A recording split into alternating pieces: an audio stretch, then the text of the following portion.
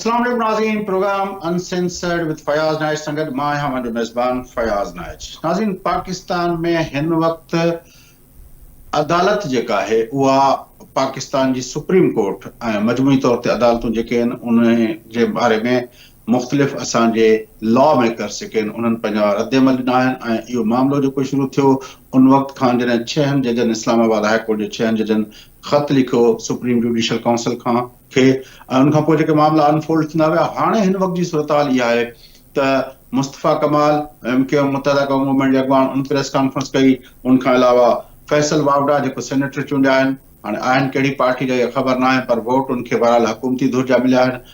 उन बि जेको आहे पंहिंजो प्रेस कॉन्फ्रेंस कई अदलिया जे ख़िलाफ़। तलाल चौधरी साहब PMLN जा अॻवान आहिनि, उन बि प्रेस कॉन्फ्रेंस कई पंहिंजो अदलिया जे बारे में।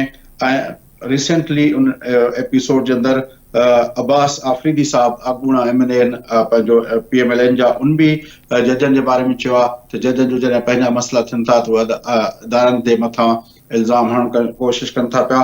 ओन चौधरी जेको आहे इस्तेकाम पाकिस्तान पार्टी जो जेको आहे अॻवान आहे, उन बि जजनि जे मथां तनक़ीद कई आहे। त मजमूई तौर ते इहे जेके सभई माण्हू आहिनि जेके हिन वक़्तु हुकूमत पंहिंजो जजनि जे बारे में तनक़ीद कनि था, जुडिशरी खे निशानो बणाइनि था, तुरे जो फॉर्मली फैसल वावड़ा हुकूमत जो हिसो न आहे, पर मुत्तहिदा क़ौम मूवमेंट हुजे, PMLN हुजे, इस्तेकाम पाकिस्तान पार्टी हुजे, इहे सभु हुकूमत जो हिसो आहिनि। उन हवाले सां आख़िर छो मतिलबु त जेका हिन वक़्तु सूरत बीठी आहे उन मां बिल्कुलु वाज़े लॻे थो त मौजूदा हुकूमत ऐं PMLN ऐं MQM ऐं IPP उहे छो अदालतुनि जे बारे में बजाए जेके उहे उनजे तहफ़ुज़ लाइ अॻिते अचनि, जेका कमिटमेंट मियां शहबाज शरीफ़ साहब बहसियत वज़ीर आज़म जे चीफ जस्टिस ऑफ पाकिस्तान सां कई हुई, जॾहिं हुन इन ख़त मिलण खां पोइ उन सां हंगामी मुदनि ते मुलाक़ात कई हुई, पर असांखे मामिलो उनजे बरअक्स नज़र अचे थो। गुफ़्तगू कंदासीं। असांखे स्टूडियो में जॉइन कयो आहे सीनियर सहाफ़ी जनाब सुहेल सांगी साहब, ऐं असां सां गॾु वीडियो लिंक ते मौजूद आहिनि इस्लामाबाद मां सीनियर सहाफ़ी एजाज़ अहमद साहब। साईं, तव्हां ॿिन्ही खे भली कहा चओ था। सांगी साहब, तव्हांजो छा टेक आहे हिन सॼे मामले ते? ॻाल्हि इहा आहे त इहो जीअं जजनि जे ख़त वारो मामिलो उथियो त पोइ उन सां अॻु में ई मतिलबु हिकिड़ो लॻातार जुडिशरी ते प्रेशर असांखे लॻंदो महसूसु थिए थो। उहो माज़ी में थियो जंहिंमें पाण जेको मतिलबु रीसेंट पास जी ॻाल्हि आहे, जंहिंमें फैज़ाबाद धरणे वारे उन जे फ़ैसिले महल बि शयूं आयूं हुयूं ऐं ईअं जेको मुसलसिल इहो सिलसिलो हलंदो रहियो।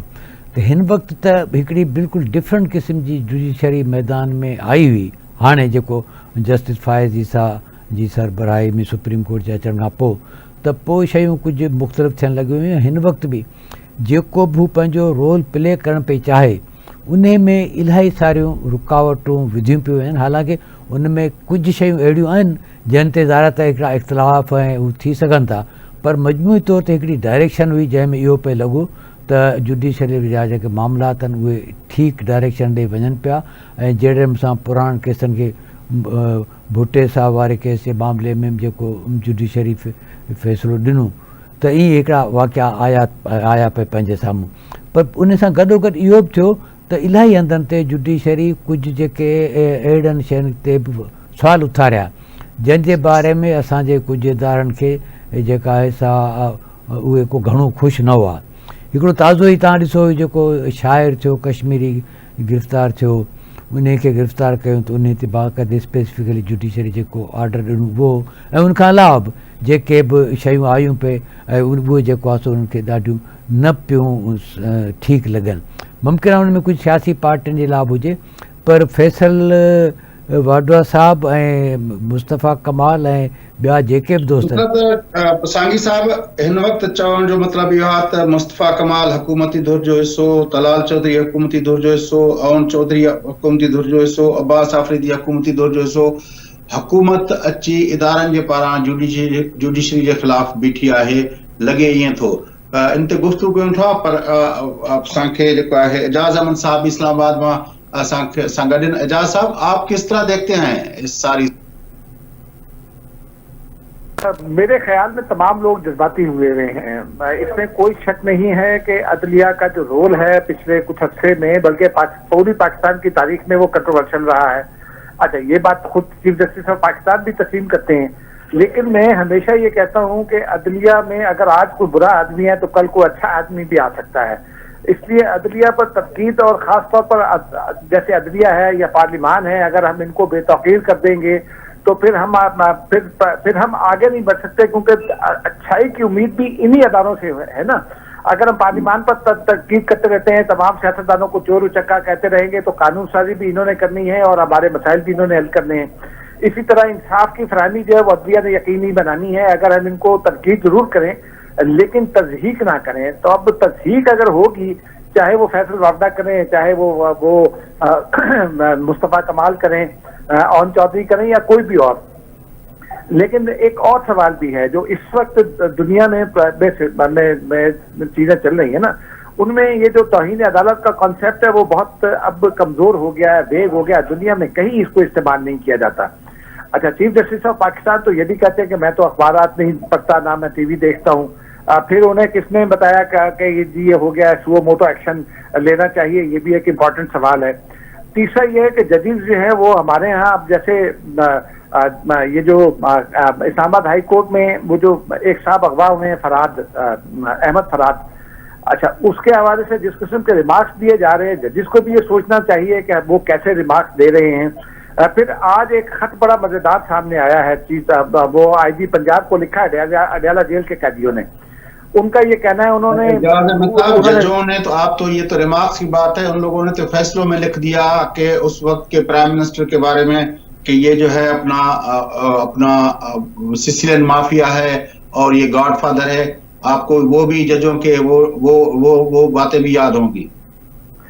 जी, यकीनी तौर पर। लेकिन अभी जैसा मैंने कहा कि अगर किसी वक्त कोई बुरा आदमी हो सकता है तो किसी वक्त अच्छा आदमी भी हो सकता है। जैसा अब इस वक्त है, पाकिस्तान की तारीख में पहली बार ये हो रहा है कि कोई चीफ जस्टिस और उनके साथ एक सीनियर जज जैसे असल में जल्ला हैं, वो पार्लिमान की बालादस्ती की बात कर रहे हैं, वो पार्लिमान के हक़ कानून साजी की बात कर रहे हैं। लेकिन जो अदालती रोल है ना पिछले कुछ अरसे में, इसको देखने की बात है। ये जो मैं जिस खत का तस्करा कर रहा हूँ, आज अडयाला जेल के कैदियों ने लिखा है आईजी पंजाब को, आईजी जेल खाना जात पंजाब को भी ये खत मिला, आईजी पंजाब को भी मिला है।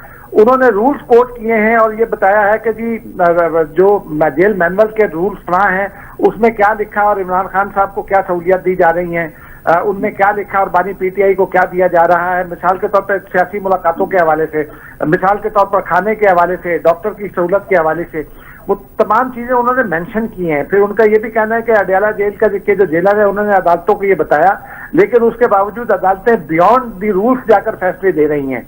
अदालत का काम है रूल्स के अंदर फैसले देना, जो सहूलत जेल मैनुअल में है या जो सहूलत रूल्स में है या जो कानून कहता है उसके मुताबिक फैसला देना जाता है। बियॉन्ड दी लॉ तो जाकर फैसले नहीं दिए जा सकते। अब जब तक अदालतें ये इस किस्म के फैसले करती रहेंगी तो उन पर तनकीद भी होती रहेगी, लेकिन मेरे नजदीक तनकीद का एक पैराया होना चाहिए, तनकीद तज़हीक नहीं होनी चाहिए। चलें, सोहेल सांगी साहब जेको एजाज अहमद साहब जेका पॉइंट आउट कई आहे ॻाल्हि त उहा इहा आहे त अदालतूं जेके आहिनि पीटीआई जे बानी खे सहूलतूं जेके आहिनि उहे जेका जेल मैनुअल जे हिसाब सां उनखां बिल्कुल बियॉन्ड स्पेशल किस्म जी उनखे ट्रीटमेंट ॾिनी पई वञे। छा ही जेका हुकूमती धुर आहे जंहिंमें मुस्तफ़ा कमाल, पंहिंजो तलाल चौधरी, ओन चौधरी, अब्बास अफरीदी ऐं इन वे फैसल वावडा, इहे अदालतुनि ते इन जे करे तनकीद पिया कनि जो अदालतूं इहो पियूं कनि, या जेका ख़त लिखियो वियो हो मदाख़लत वारो उन पासे जे आहे। ॿी उनखां इम्पोर्टेंट ॻाल्हि इहा आहे त ही जेका पंहिंजो हुकूमती धुर आहे उहा आख़िर केस कंहिंजो पई विढ़े ऐं हुकूमत ऐं अदालतूं चीफ पंहिंजो असांजे चीफ जस्टिस जे मुलाक़ात कई प्राइम मिनिस्टर सां। प्राइम मिनिस्टर खे उनखे यकीन ॾियारियो त अदालतुनि जी आज़ादी जे बारे में हू उन सां गॾु आहिनि, पर हिन वक़्तु त हुकूमत ई अदालतुनि जे ख़िलाफ़ बीह रही आहे। आउं नथो सम्झां त इहे जेके बि टिनि चइनि असांजे मौजूदु मेंबरान या सेनेटर्स जेके प्रेस कॉन्फ्रेंस कयूं आहिनि या बयान ॾिना आहिनि उहे को हुकूमती पॉलिसी आहे।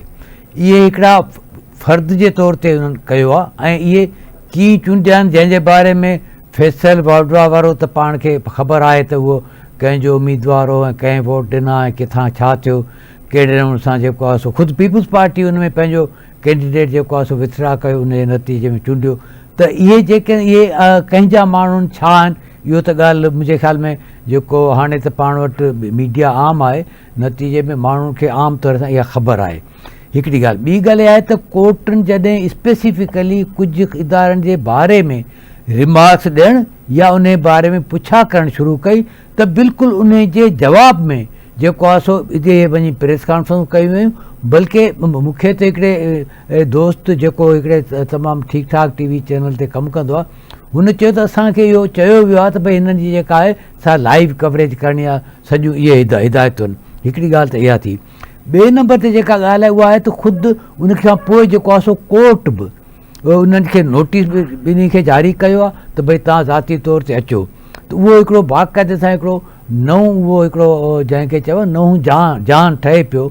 उहो जान आहे मुंहिंजो ख़्यालु इहो वधीक आहे त असांजो कुझु जेके इदारा ऐं कोर्ट उहे हिक ॿिए जे आम्हूं साम्हूं थियण ॾे वञनि पिया।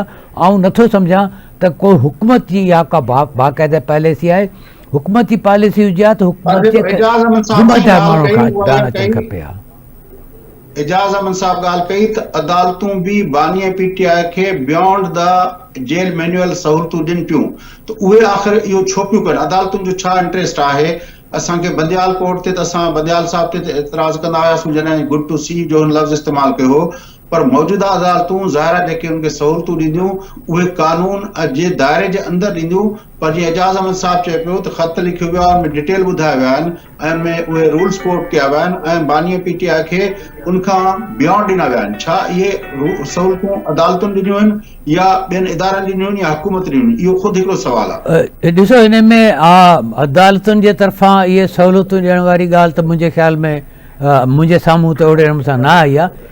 बाक़ी इहो पंहिंजी जाइ ते बिल्कुलु आहे, नज़र आयो पए त असांजे मुख़्तलिफ़ इदारनि में पीटीआई जे ऐं उनजे बानी जा हामी जेके आहिनि से मौजूदु आहिनि उहे थियनि था ऐं उहे उन्हनि जी तरफ़ां सहूलियतूं थियनि थियूं। एजाज़ अहमद साहब खां इहो क्लियर पूछो था, एजाज़ अहमद साहब, ये जो बानी पीटीआई को सहूलतें हैं ये नवाज शहबाज शरीफ साहब की हुकूमत की देन है या ये जो है हमारे इदारों की देन है या ये अपना अदालतों की देन है? ये आपकी इत्तला और आपका तज्जिया क्या कहता है? देखिए ना, आप अगर पिछले एक साल में जब से इमरान खान गिरफ्तार हुए हैं, बानी पीटीआई गिरफ्तार हुए, उसमें उस हद से की तमाम जो अदालती कार्रवाइयां हैं उनको देखें ना, चाहे वो सेशन कोर्ट है, चाहे डिस्ट्रिक्ट कोर्ट है, चाहे वो हाई कोर्ट है, हाँ, वहाँ हमेशा मतलब है वो तमाम जजेस ने खुद ये इकरार किया है कि वो ये देना चाहते हैं क्योंकि जेल में है या नहीं है, लेकिन चूंकि इमरान खान है तो इसलिए देना चाहते हैं। जब आप ये फैसले इस किस्म के करेंगे, जब आप इस किस्म के फैसले करेंगे जो बियॉन्ड द लॉ हों और उसमें आप जेलर को भी सब करेंगे तो ये होगा। मैं आपको एक मजे की बात बताता हूँ, पुरानी बात है लेकिन ये है। आसिफ अली जरदारी जब जेल में थे तो उस वक्त कुछ मुलाकातें वो चाहते थे कि वो अंदर करने बैठ के, उनको इजाजत नहीं दी गई थी। अब वो कॉन्फ्रेंस रूम जो है, जेल का कॉन्फ्रेंस रूम, वो इस्तेमाल होता है सियासी मुलाकातों के लिए। अब ये किसने इजाजत दी है? ये तो कोई मतलब ये इजाजत जेल हुकाम ने दी है।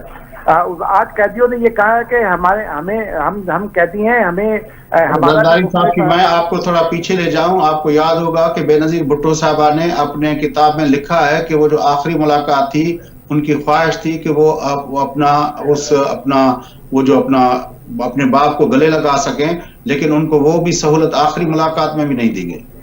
जी बिल्कुल। और मैं आपको एक और मजे की बात बताऊं कि ये इस तरह के जो फैसले होते हैं, जैसे अभी आपने भी कहा, लेकिन ये इस तरह के फैसले जो हैं वो फिर पैदा करते हैं ना, कंफ्यूजन पैदा करते हैं कि एक मौके पर आप अदालत ये कहती है और दूसरे मौके पर उसी मामले पर अदालत ये कहती है। जब अदालतें अपने पुराने फैसलों को डिविएट करेंगी और रूल्स से बियॉन्ड जाकर फैसले देंगी तो इस किस्म की बातें होंगी।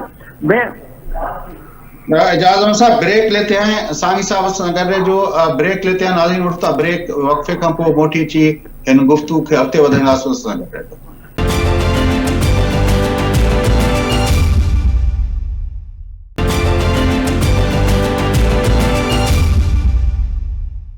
वेलकम वेलकम बैक नाज़रीन। रजत प्रोग्राम जे सिलसिले खे अॻिते वधायूं। गुफ़्तगू हलंदड़ आहे हिन वक़्तु पाकिस्तान जो अदालतूं। हिकु तरफ़ चीफ जस्टिस काज़ी फ़ाइज़ सां अचण खां पोइ हिकिड़ो इहो तासुर मुल्क जे अंदरि आयो त मुल्क जी अदालतूं जेके अॻे पंहिंजो हिकिड़े इन्फ्लुएंस में हूंदियूं हुयूं, हाणे असांखे हिकिड़ी बहितर जेको आहे जुडिशरी मिली आहे। हिकु तरफ़ इहे तजिया हुया, पर कुझु अरसे खां वठी असांजी सुप्रीम कोर्ट असांजी जेका मजमूई तौर ते जुडिशल सिस्टम जेको आहे उहो मुख़्तलिफ़ हवालनि सां तनक़ीद जो निशानो बणायो पियो वञे। उन हवाले सां गुफ़्तगू हलंदड़ हुई। रिसेंट वेब जेका आहे मुस्तफ़ा कमाल, फैसल वावड़ा, तलाल चौधरी, ओन चौधरी, अब्बास आफरीदी पारां अदालती पंहिंजो निज़ाम जे बारे में जेके कयल प्रेस कॉन्फ्रेंस, उहो मोटो नोटिस बि वरितो वियो आहे जेको असांजे चीफ जस्टिस साहब वरितो आहे ऐं हिकिड़ी टर्पनी बेंच जेको आहे उन मुस्तफ़ा कमाल ऐं फैसल वावड़ा खे घुराए बि वरितो आहे। पर उन्हनि ॿिन्ही जो चवण इहो आहे त रऊफ़ हसन जेका पंहिंजो लफ़्ज़ इस्तेमालु कया जुडिशरी जे बारे में, उन्ही खे त को नोटिस न थियो, पर असां जेकॾहिं तनक़ीद कई आहे त असांखे नोटिस थियो। एजाज अहमद साहब, आप किस तरह देखते हैं कि ये जो रऊफ़ हसन को एग्जेम्प्ट किया गया और इन चीज़ों को ये पिक एंड चूज का सिलसिला है? जब आप पिक एंड चूज करेंगे तो आपके खिलाफ बातें भी होंगी। मैं आपको एक मिसाल सुना देता हूँ। 18वीं तरमीम था या नरो केस था, इनमें से कोई एक केस था। उस वक्त एक बड़े मशहूर जज साहब हुआ करते थे, उनका ताल्लुक मुस्लिम लीग नून से बड़ा करीबी है। उनकी फैमिली मुस्लिम लीग नून में है, उनके भतीजे इस वक्त वजीर खजाना हैं। उन्होंने उस वक्त एडिशनल अटॉर्नी जनरल थे शाह खावर। उनको एक दफा कहा कि जाइए अपने क्लाइंट से कहिए कि वो $6 मिलियन जो पड़े हुए हैं स्विस अकाउंट्स में वो जिनके हैं उनको दे दे और अपनी भी जान छुड़ा और हमारी भी जान छुड़े, वो रियासत को पाकिस्तान को दे दें। अच्छा, उसके बाद एक कायम मकाम चीफ जस्टिस की तकरीब अलबदारी थी, तो मैं उनके पास चला गया। मेरी उनके साथ याद अल्लाह अच्छी थी। मैंने उनसे कहा कि जज साहब, आपने ये रिमार्क्स दे दिए हैं, तो ये तो आपने एक और मुकदमे का फैसला जो कहीं बैरून मुल्क हो रहा है वो फैसला आपने यहाँ कर दिया है और आपने एक आदमी की पतलून उतार दी है। ये बिल्कुल ऐसे ही है जैसे आज फैसल वावड़ा ने भी कहा, गुज़िश्ता रोज ही कहा कि कल जस्टिस हसन मिनल्ला साहब ने प्रॉक्सीज की बात की अटॉर्नी जनरल से बात करते हुए, और उन्होंने कहा कि हमें पता है कि प्रॉक्सीज जो है प्रेस कॉन्फ्रेंस कर रही हैं। अब तो आपका ख्याल है कि ये जो सहूलतें बानी पीटीआई को मिल रही हैं, ये अपना हमारे इस वक्त की जो सुपीरियर अदालतें हैं उनकी तरफ से मिल रही है, जबकि सांघी साहब कह रहे हैं कि वो इस तरह नहीं समझते। सांघी साहब का व्यू पॉइंट शामिल करते हैं। सांघी साहब, एजाज अहमद साहब जो चवणी बात ये अदालतों उनके सहूलतूं ॾिनियूं आहिनि, ना ख्याल त उनके अदालतों ॾिनियूं। मुंहिंजो ख़्याल आहे त उन में असांजे इदारनि में अञा ताईं उन्हनि जा माण्हू वेठल आहिनि ऐं उन्हनि जे ज़रिए उन्हनि खे मिले। पाण खे गुज़िरियल हिकिड़े प्रोग्राम में पंजाब जी जेका तर्जुमान हुई, हुन बि इहो चयो पियो त इहो थिए पियो, असां पाण ख़बर न पियो पियो, असीं हिन खे ॾिसंदासीं। त मुंहिंजो ख़्यालु आहे त इहो सॼो हिकिड़ो आहे हिकिड़ी ॻाल्हि। ॿी ॻाल्हि इहा त ख़ुदि असांजी सोसाइटी में मुल्क जे अंदरि हिकिड़ो प्रेशर मौजूदु आहे। उन प्रेशर अंडर प्रेशर रही करे इंतिज़ामिया में वेठल माण्हू बि इहो कनि था ऐं उन जो प्रेशर जो हिकिड़ी हद ताईं सोशल मीडिया जो, बाक़ी जेका बि आम मीडिया, उन जो वॾी हद ताईं कंहिं न कंहिं तरीक़े सां असांजे मुख़्तलिफ़ इदारनि में जेके ख़ासि तौर ते जेके इंतिज़ामी इदारा आहिनि उहे उन में उन जो असरु वठनि था। उन नतीजे में उन्हनि खे इहे सहूलियतूं मिलनि थियूं। इहो बिल्कुलु हिकिड़ी कॉमन फिनामिना आहे। ऐं पाण बि जेल में रहियो आहियां त भई असांजे बारे में जॾहिं ॿाहिरि फिज़ा थोरो बहितर हुई त असांखे बहितर सहूलियतूं मिलियूं, न त पोइ जेको आहे असांखे 16 महीना सॉलिटरी कंफाइनमेंट में रखियो वेठा, का मुलाक़ात ई कोन हुई। पोइ जी प्रेशर वधियो सॼो, पोइ त इलाही शयूं थी वियूं। ऐं इवन जेका फौजी कोर्ट आहे उन बि चयो त असीं ओपन कोर्ट आहियूं। त इहो हिकिड़ो प्रेशर थिए थो, उन जो हिकिड़ो नतीजो आहे। बाक़ी इहो त अदालतुनि जो हिन सॼे हिन में हिकिड़ो ॿियो पासो आहे त हिन सॼे हिन में जीअं ॻाल्हायोसीं पिया त इहे जेके MNAs या सेनेटर्स आहिनि उनजो तालुक़ सिधी तरह या अणसिधी तरह हुकूमत सां आहे। फैसल वावड़ा जो अणसिधी तरह, बाक़ी ॿियनि जो सिधी तरह आहे। पर तव्हांजो ख़्यालु इहो आहे त हुकूमत इन में शामिल न आहे, इहे जेको आहे। पर हिन वक़्त ताईं ही सभु कुझु प्रेस कॉन्फ्रेंसिस थियूं आहिनि, असां न ॾिठो आहे त को हुकूमती सतह ते को PMLN जेको आहे पंहिंजो तलाल चौधरी खे का शोकाज़ नोटिस ॾींदी हुजे या जेको आहे असां हुकूमती सतह ते जेको आहे वज़ीर आज़म जेको आहे पंहिंजे इत्तेहादियुनि सां ॻाल्हाईंदो जिन हवाले सां मुस्तफ़ा कमाल सां या जेको आहे ओन चौधरी सां, तोड़े जो उहे ॿिनि पार्टियुनि जा आहिनि पर उनजा इत्तेहादी आहिनि, उनजी काबीना जा मेंबर आहिनि उहे पार्टियूं, त उहो असांखे नज़र नथो अचे त हुकूमती सतह ते इहो नथो अचे।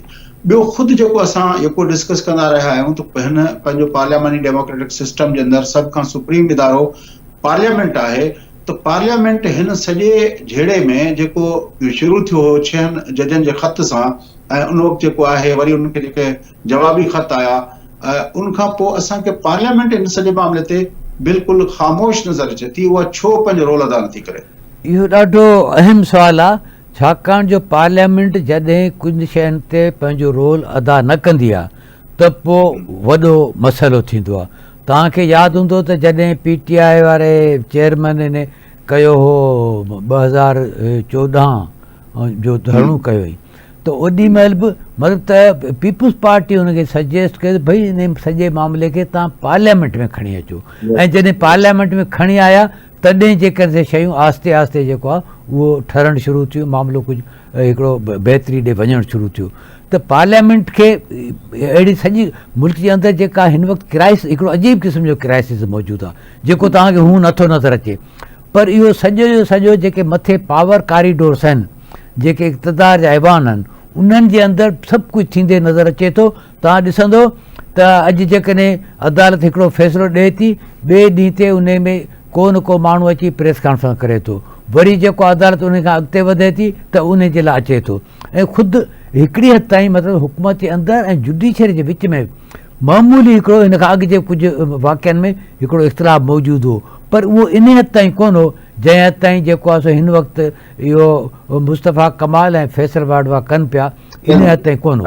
एजाज अहमद साहब, एजाज साहब, ये अगर जिस तरह हम इस मामले को देख रहे हैं, अगर ये जो प्राइम मिनिस्टर साहब ने जो चीफ जस्टिस साहब के साथ मुलाकात की थी जिस 6 जजों के खत के बाद, उसमें जुडिशरी को उसका साथ देने का वादा किया था, लेकिन अब ये जो प्रेस कॉन्फ्रेंस हो रही है, सोहेल सांगी साहब का कहना है कि ये हुकूमत की पॉलिसी नहीं है, ये अपना इंडिविजुअल कैपेसिटी में ये लोग जो है वो मुख्तलिफ अपना उनके जो लफ्ज इस्तेमाल किया गया है जिसपे वाडा साहब को एतराज भी है, ये प्रॉक्सीज हैं और उस हवाले से वो कर रहे हैं। लेकिन प्राइम मिनिस्टर साहब ने अभी तक ना तो अपना तलाल चौधरी के हवाले से कुछ इनिशिएटिव लिया है, वो उनकी पार्टी के हैं, अभी अब्बास आफरीदी साहब का भी आ गया है, उस पर भी नहीं हुआ, और फिर उसके जो इत्तेहादी हैं मुस्तफ़ा कमाल या अपना ओन चौधरी, उसके साथ भी उसने कोई बातचीत नहीं की। दूसरी बात जो यह है कि वो पार्लियामेंट क्यों खामोश है इतने बड़े उस पंगे में, वो जो सुप्रीम इदारा जिसको हम कहते हैं वो क्यों अपना रोल अदा नहीं कर रहा? देखिए, जहां तक प्राइम मिनिस्टर साहब की बात है, तो एक तो वो इस वक्त मुस्लिम लीग नून सदर नहीं है, वो रिजाइन कर चुके हैं अपने ओहदे से, और चीजें नवाज शरीफ के कंट्रोल में है। ये जो ड्युअलिटी ऑफ पावर है, ये यूं समझिए कि इख्तियारात नवाज शरीफ साहब के हाथ में और मामला चला रहे हैं शहबाज शरीफ साहब, तो उसमें एक वजह तो ये, दूसरा ये कि ये जितने लोगों ने प्रेस कॉन्फ्रेंसेस की हैं उनमें से कितने ऐसे हैं जो अपनी पार्टियों के भी कंट्रोल में हैं। मिसाल के तौर पर मुस्तफ़ा कमाल पर खालिद मकबूल जो है उनका कितना कंट्रोल है, ये भी देखने की बात है। फैसल वावदा पर किसका कंट्रोल है, तलाल चौधरी पर किसका कंट्रोल है। तलाल चौधरी पर सिवाय मरियम नवाज शरीफ साहबा के और कोई कंट्रोल नहीं रखता, या नवाज शरीफ साहब रखते हैं। शहबाज शरीफ साहब का उनके ऊपर कंट्रोल नहीं है। जहां तक आपकी वो बात है ना कि पार्लियामेंट, एक बात तो ये कि पार्लियामेंट वाकई पार्लियामेंट को किरदार अदा करना चाहिए, लेकिन दूसरा ये कि पार्लियामेंट को किरदार अदा करने का मौका भी तो नहीं दिया जा रहा। आप जरा पार्लियामेंट की हालत तो देखें ना कि पार्लियामेंट का इजलास होता है, आज का इजलास 15 मिनट जारी रहा, वो ख्वाजा आसिफ साहब आए, उन्होंने डिक्टेट की तनकीदें, उसके बाद वो उस पर एक साफियों के खिलाफ अहकाम जारी हुए और इजलास मुलतवी हो गया, या फिर PTI का उसमें एहतजाज हो रहा होता, तो पार्लियामेंट तो किरदार उस वक्त अदा करेगी जब उसको करने दिया जाएगा। लेकिन जो इब्तिदा में सोहेल साहब बात कर रहे थे ना कि ये वो ये समझते हैं कि अदलिया नहीं है, मैं उसे थोड़ा डिफर करूंगा माजरत के साथ। कई मामला ऐसे, मिसाल के तौर पर जो इमरान खान को साइकिल देना थी, जज साहब ने 4 दफा अहकाम जारी किए, और फिर अलीमा खान साहब साइकिल लेकर आ गई, उन्होंने जज पर प्रेशर डाला और जज ने उस प्रेशर में फिर दीवार तोड़ी गई। फिर उन्होंने कहा कि जी ये डॉक्टर मुकर्रर करें, तो 100 डॉक्टर्स की टीम अदालत के तहरीरी अहकाम पर जारी हुई। 7 सेल का उनके लिए जो जहां रिहाइश का बंदोबस्त किया है वो अदालत के तहरीरी अहकाम हैं। अब ये सब जो है कहीं कोई तहरीर में आता है तो फिर इंतजामिया के लिए या जो भी आदमी अगर सिस्टम में पीटीआई का हामी मौजूद है, अगर वो लेकर देना चाहता तो उसके लिए भी तो टूल वो हुक्म बनता है ना जो अदालत देती है। वो उसी की ये बात दुरुस्त कह रहे हैं कि चाहे अडयाला जेल हो या एस्टेब्लिशमेंट हो, उनमें इनकी बानी पीटीआई की हिमायत अब तक मौजूद है, ये बात दुरुस्त है। लेकिन उनको हौसला जो मिला या उन्होंने जिस बुनियाद पर प्रिवेल किया वो अदालती अहकामात थे ना। अब अगर अदालतें ऐसे ही फैसले करने लगेंगी तो फिर मसला हो जाएगा। मैं आपको एक मिसाल देता हूँ, वो जो था एक जमाने में बड़ा मशहूर हुआ था वो फॉरेन फंडिंग वाला केस, वो कैसे खत्म हुआ? वो खत्म हुआ, कोई एक और दरखास्त थी उसमें वो फॉरेन फंडिंग का तस्करा आया, जज साहब ने वहां बैठे बैठे वो केस खत्म कर दिया। उस केस की समाअत में ही वो केस खत्म कर दिया जज साहब ने। अब अगर इस तरह फैसले होने लगेंगे एक एक मिनट पर, फिर जजिस का फिर अपॉइंटमेंट का तरीकाकार असल में जो बुनियादी तौर पर है हमारी, वो दुरुस्त करना पड़ेगा अगर हम अदलिया को तनकीद से बालातर करना चाहते हैं। दुनिया भर में हेयरिंग होती है, पार्लियामेंट्री हेयरिंग होती है। मैंने आपको शायद उस पहले भी बताया हो, जब लतीफ खोसला साहब अटॉर्नी जनरल थे तो मैंने एक जज की साइटेशन देखी थी। वो जज को इफ्तिखार चौधरी साहब ने सजेस्ट किया था कि इनको जज लगा दें। उस जज साहब का नाम था, नाम के नीचे उनके वालिद का नाम था, नीचे शनाख्ती कार्ड नंबर था, नीचे था सकना गांव फला जेहलम। अब आप बताइए कि इस तरह, और फिर वो इफ्तिखार चौधरी साहब बजीद थे कि, और उसी पर फड्डा भी पड़ा था कि जी इनको लगा दें, ये बड़े अच्छे वकील हैं। जब आप इस तरह की अपॉइंटमेंट्स होंगी और वो जजेस जो नोन या तो अमेरिका वाला सिस्टम कर देना। एजाज साहब, आपने खुद कहा ना कि जज पहले अच्छे भी आते हैं खराब भी आते हैं। अगर माजी को अगर करेंगे, जो जस्टिस मंसूर अली शाह साहब ने जो आसमा जहांगीर कॉन्फ्रेंस के अंदर जो तकरीर की थी, उसने कहा था कि डार्क पेजेस हैं हमारे सारी हिस्ट्री के अंदर, जुडिशरी की हिस्ट्री के अंदर, लेकिन अब जो है हम ये करना चाहते हैं। तो अब जो काजी फाइज साहब के आने के बाद तो बहरहाल एक सूरत हाल जुडिशरी की डिफरेंटली परसीव की जाती है पूरे मुल्क के अंदर। यकीनी तौर पर इसकी परसेप्शन अदलिया की बेहतर हो रही है, लेकिन अभी बहुत कुछ करने की जरूरत है। मसलन इस्लामाबाद हाई कोर्ट में क्या हो रहा है, इस्लामाबाद हाई कोर्ट के वो जो 6 जजेज हैं जिन्होंने खत लिखा, उनमें से एक जज साहब के खिलाफ लोअर जुडिशरी से कंप्लेंट्स आई हुई हैं। उन कंप्लेंट्स को कौन एड्रेस करेगा? ये ऐसे मसाइल हैं। सिंध हाई कोर्ट में जो मसाइल हैं या लोअर जुडिशरी की जो शिकायत है सिंध हाई कोर्ट के बाद लोगों के खिलाफ होंगी, उनको कौन एड्रेस करेगा? जब तक हम इन चीजों को स्ट्रीमलाइन नहीं करेंगे हम ठीक नहीं हो सकते। आगे बढ़ते हैं। अली मोहम्मद खान ने कहा है कि हम हुकूमत से बात करने के लिए तैयार हैं और बानी पीटीआई ने कभी भी बात करने के रास्ते बंद नहीं किए। आपकी इत्तला क्या है, आपका तज्जिया क्या है कि ये ऐसे ही बयान दे दिया गया है या इसके पीछे अब एक थॉट प्रोसेस है, कोई अपना शिफ्ट है पॉलिसी की पीटीआई की तरफ से? पीटीआई की जानिब से मेरी इत्तला भी यही है और मैं चीजों को करीब से जहां तक मैंने देखा है, पीटीआई की जानिब से पॉलिसी में कोई तब्दीली नहीं है। वो अब भी एस्टेब्लिशमेंट के साथ बात करना चाहती है और अली मोहम्मद खान अपनी पोजीशन पार्टी के अंदर लूज कर रहे हैं मुसलसल, क्योंकि वो शेर अफजल मरवत के हामी समझे जाते हैं और जो मुखालिफ ग्रुप है उमर अयूब का, वो उनको पीछे धकेलने में कामयाब हो रहा है। तो मेरे नजदीक जो अली मोहम्मद खान का बयान है वो हुकूमत से ज्यादा अपनी पार्टी के अंदर दबाव बढ़ाने के लिए है। अच्छा सांगी साहब, तव्हां कीअं था ॾिसो हुकूमत सां ॻाल्हाइण लाइ पीटीआई जे पारां ऑफिशियली अली मोहम्मद खान जे पारां जेका गुफ़्तगू कई वई आहे, पंहिंजो एजाज अहमद साहब जो चवणु आहे त इहा पीटीआई जी पॉलिसी न आहे, इहा हुनजो पंहिंजी जेका ज़ाती उहो आहे ऐं उहो पंहिंजी पार्टी जे अंदरि जेको आहे हिकिड़ो प्रेशर डेवलप पियो करे। ॾिसो इहो हुनजी विदिन पार्टी त इहो हर हंधि ते शयूं थींदियूं आहिनि ऐं इहो इनर पार्टी स्ट्रगल जेका थींदी आहे उन में थींदियूं आहिनि, पर हिते जेका सूरत हाल उहा आहे त पीटीआई जो जेको मौक़ुफ़ आहे उहो इहो रहियो आहे त भई उहो पॉलिटिकल पार्टी सां या हिन वक़्तु जेके हुकूमत में वेठल जेके सियासी पार्टियूं उन्हनि सां ॻाल्हाइण लाइ तयारु न आहे, छाकाणि जो हू उन्हनि खे नुमाइंदा कोन थी सम्झे, इन करे नथी ॻाल्हाए। हू ॻाल्हाइणु चाहे थी, मतिलबु हू त बाक़ाइदा इहो चयो त असीं फ़ौज सां ॻाल्हाईंदासीं, त इहो हुनजो हिकिड़ो मौक़ुफ़ रहियो आहे। हाणे इहो जेको आयो आहे अली मोहम्मद खान वारो, उहो अॼु बि शायदि वियो हो मुलाक़ात लाइ अडयाला जेल, उते हुन सां मुलाक़ात न थी सघी, वरी वापसि अची जेको बयानु ॾिनो इहो बि आहे।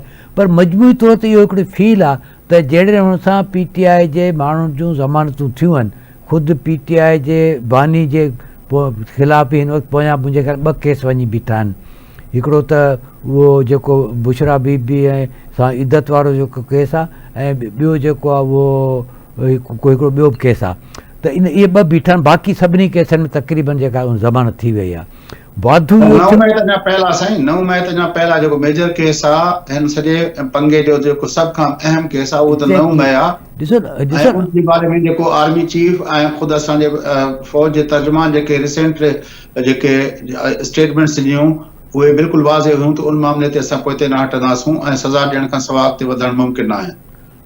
उहा ई ॻाल्हि अची बीहे त उहो केस ज़ाहिर हिकिड़ो जेको मेजर हिच आहे उहो त उहो ई केस वञी बीहंदो, बाक़ी केस त थी वेंदा।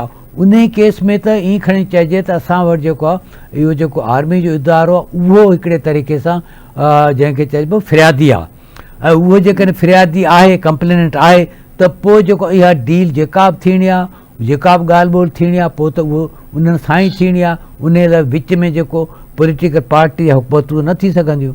ऐं अहिड़े मौक़े ते अली मोहम्मद ख़ान जेकॾहिं ॻाल्हि करे थो त सियासी पार्टियुनि सां असीं ॻाल्हाइण लाइ तयारु आहियूं त पोइ छा इहो सियासी पार्टियुनि सां कीअं हो त हुकूमत जी ॻाल्हि करे थो न, छाकाणि चवे थो जेका हुन शर्तूं रखियूं आहिनि उहे रखियूं आहिनि त असां पंहिंजो इमरान ख़ान खे आज़ादु कयो ऐं उन खां अलावा जेके केसिस आहिनि उहे ख़तमु कयो। उहो त पार्टियूं त न थियूं करे सघनि, उहा हुकूमत करे सघे। बिल्कुलु पार्टियूं नथियूं करे सघनि। आउं इहो पियो चवणु चाहियां त जेकॾहिं पॉलिटिकल पार्टी सां उहो पार्टियुनि सां ॻाल्हाए थो, पॉलिटिकल पार्टी जी हिते मुंहिंजो मतिलबु इहो आहे जेके हिन वक़्तु हुकूमत में आहिनि उन्हनि सां ॻाल्हाए त उन जो मतिलबु इहो थियो त छा इहे टेई पार्टियूं PTI, पीपुल्स पार्टी, PMLN उहे इन्हनि टिनी शयुनि सभिनी शयुनि ते मुतफ़िक़ थी सघनि थियूं। जेकॾहिं थी सघनि थियूं त पोइ इहा सूरत हाल वञी बीहंदी। इहे टेई पार्टियूं हिकिड़े तरीक़े सां वञी करे असांजे हिकिड़े वॾे इदारे खे ॿुधाईंदा बाबा हाणे तव्हां असांखे हीअं करे ॾियो, हालतूं बहितर थी सघनि थियूं, जेको हिकिड़ो तमामु वॾो सुवालु थींदो।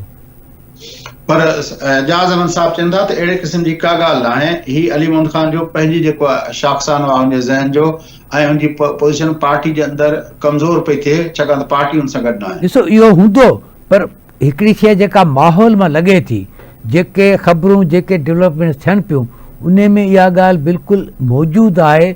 मुख़्तलिफ़ जेके बि हवाला अचनि पिया, बयान अचनि पिया, मुलाक़ातूं थियनि पियूं, उन जे अंदरि मौजूदु आहे त अहिड़े क़िस्म जी का मूव संजीदा मूव आहे। हा हिन खणी हुनखे आखिरी कुछ मिनट बचे हैं पंजो एजाज अहमद साहब, आपके ख्याल में ये जो कुछ हो रहा है ये अपना जो सांगी साहब कह रहे हैं कि कुछ रिलीफ मिल रहे हैं, ये रिलीफ फिर कौन दे रहा है? अदालतें दे रही है, हुकूमत दे रही है या अपना हमारे इदारे दे रहे हैं या कोई अंडरग्राउंड कोई एक अपना कॉन्फिडेंस बिल्डिंग मेजर्स चल रहे हैं कि जमानतें भी हो रही हैं और रिलीफ भी हो रहे हैं? देखिए कॉन्फिडेंस बिल्डिंग मेजर्स तो कोई नहीं चल रहे हैं। जहां तक रिलीफ की बात है तो हुकूमत रिलीफ दे नहीं रही, लेकिन उसने आंखें जानबूझकर बंद की हुई हैं क्योंकि उसको ये पता है कि जितना वो रिलीफ से इनकार करेगी तो पब्लिक प्रेशर उसके खिलाफ बढ़ता चला जाएगा। और ये जो एस्टेब्लिशमेंट है उसकी भी यही पॉलिसी है। ताहम ये मैं आपको बता सकता हूं कि ये रिलीफ शायद अगले 2-4 हफ्ते ही मिलेगा। उसके बाद आप देखेंगे कि इन्हीं केसेज में इन्हीं इमरान खान के खिलाफ रवैये में सख्ती पैदा हो जाएगी और नए केसेस भी शायद बनने जा रहे हैं। बड़ी मेहरबानी अपना एजाज अहमद साहब आपकी और साइंस सोहेल सांगी साहब तव्हांजी बड़ी मेहरबानी। नाज़रीन गुफ्तगू जो पंहिंजो प्रोग्राम जो वक़्तु पूरो थिए थो। पंहिंजे मेज़बान फयाज़ नाइच असांजे पॉलिटिकल एनालिस्ट खे ॾींदा इजाज़त। सदाई गॾु।